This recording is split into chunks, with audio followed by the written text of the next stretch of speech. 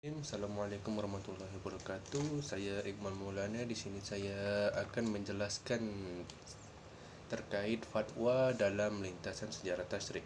Sebelumnya sudah kita ketahui bahawa fatwa adalah keputusan persoalan agama Islam yang diberikan alim ulama atau bisa disebut juga mufti tentang persoalan agama berupa nasihat. Fatwa merupakan jawaban dari mufti, ahli dalam bidang fatwa mengenai pendirian hukum atau dogma Islam. Fatwa diberikan sebagai respons terhadap suatu masalah. Beberapa fatwa hanya sekadar mengulang berbagai pendapat yang telah diketahui dari ulama-ulama sebelumnya. Maka dari itu, fungsi yang paling penting iaitu banyak fatwa yang telah dikeluarkan sepanjang sejarah Islam yang selalu sejalan dengan perkembangan sosial dan hukum yang baru.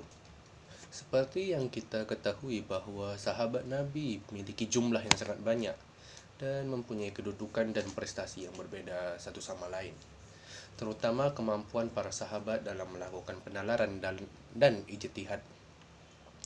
Hal ini disebabkan oleh situasi bahawa beberapa sahabat Nabi ada yang selalu bersama Nabi sehingga menjadi teman diskusi dan musyawarah terkait seputar peristiwa. Dan ada pula beberapa sahabat yang jarang ataupun tidak pernah dengan Nabi sehingga tidak pernah berdiskusi dan bermusyawarah dengan Nabi. Pada zaman sahabat telah terjadi perubahan yang begitu besar dalam lingkungan masyarakat. Hal ini dikarenakan semakin bertambah dan meluasnya wilayah Islam dan semakin lengkapnya kehidupan umat Islam. Tingginya keimanan dan kepatuhan kepada Islam sehingga hadir tuntutan dan komitmen untuk menjalankan syariat Islam sehingga mengaitkan perilaku sehari-hari dengan nilai-nilai agama Islam. Untuk menemukan jawapan atas permasalahan atau persoalan yang hadir di masyarakat, maka berkembanglah apa yang disebut dengan ijtihad. Sini ada 3 hal atau 3 pokok yang menjadi asal lahirnya ijtihad. Yang pertama iaitu munculnya persoalan-soalan yang baru membutuhkan jawaban dan jawaban tersebut tidak dapat ditemukan dalam Al-Quran ataupun Sunnah. Yang kedua, lahirnya masalah yang secara lahir diatur ketentuannya dalam Al-Quran dan Hadis. Dalam keadaan tertentu, sulit untuk diterapkan dan menghendaki untuk pemahaman baru agar selalu relevan dengan perkembangan dan persoalan yang dihadapi setiap era dan zaman. Dan yang terakhir, dalam Al-Quran terdapat suatu peristiwa secara terpisah dan jelas. Apabila hal ini berlaku dalam kondisi tertentu, para sahabat akan menemukan kesulitan dalam penerapan dalil yang ada. Di sini ada beberapa sahabat. Yang pertama yaitu Abu Bakar. Pada saat Nabi Muhammad SAW wafat, hampir terjadi perebutan kekuasaan antar Muhajirin dan Ansor. Setelah wafatnya Nabi di pertemuan Bani Sa'dah yang membahas tentang siapa yang akan menggantikan Nabi Muhammad. Walaupun musyawarah lumayan lama dengan situasi yang panas, namun permasalahan itu dapat diselesaikan dengan baik dan demokratis menghasilkan terpilihnya Abu Bakar sebagai khalifah.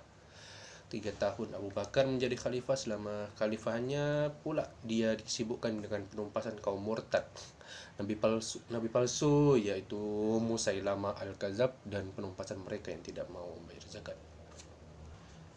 Berpindah ke sahabat Umar bin Khattab.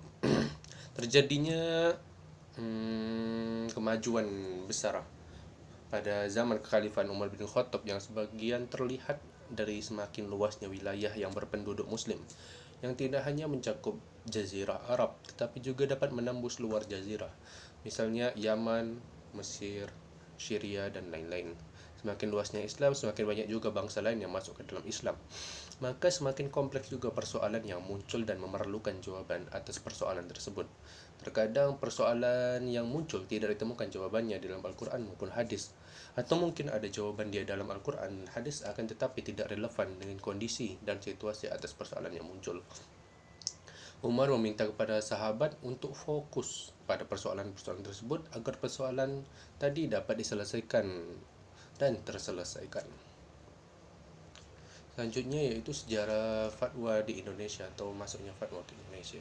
Ajaran praktik Islam yang begitu gigih berkembang menjadi komunitas dengan struktur berdasarkan kerajaan penguasanya.